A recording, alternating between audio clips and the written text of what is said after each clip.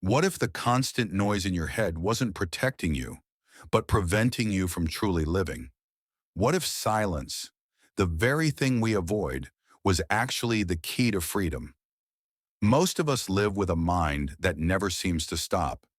Even when our bodies are resting, the inner chatter keeps running.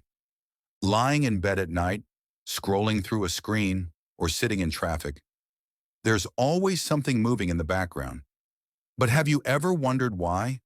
Why does the mind keep itself so busy? It's as if silence feels dangerous, as if, without constant thought, something inside us might collapse. So we fill the emptiness with noise, with memories, with plans, with worries, with endless activity. And that activity gives us a sense of safety. But is it real?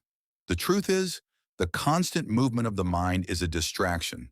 It pretends to protect us, but it also keeps us from seeing what's actually here.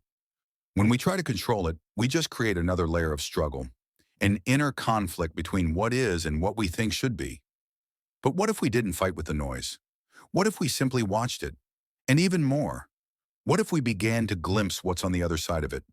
Because behind the chatter there is silence, not a forced silence, not a silence created by effort or discipline, but a natural silence, the kind that appears the moment thought no longer needs to fill the space.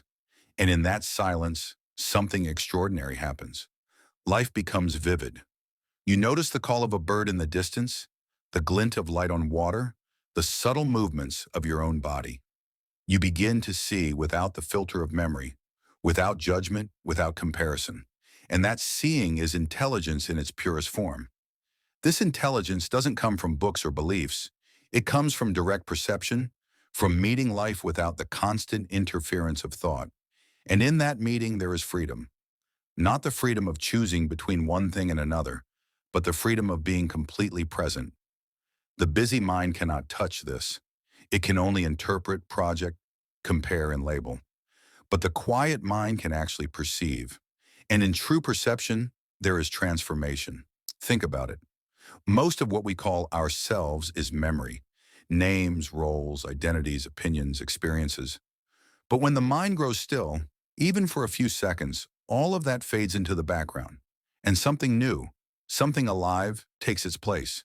That nothingness we fear so much is not really empty at all. It is the space where creativity is born. It is the ground of compassion. It is the source of a life lived without the heavy weight of constant mental noise. This doesn't require years of training. It doesn't require special techniques. It only requires one honest moment of seeing the movement of thought and seeing what lies beyond it. In that moment, the separation between you and the world dissolves. You are no longer the center, no longer a separate self fighting with everything around you. You are part of life's movement, whole, undivided, alive. The mind will, of course, return to its old habits.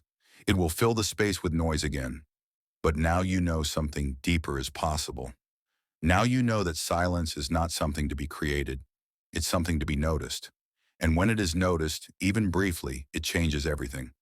Because in that silence, life itself begins to move through you. Without resistance, without effort, without fear. That is the beginning of a different way of living.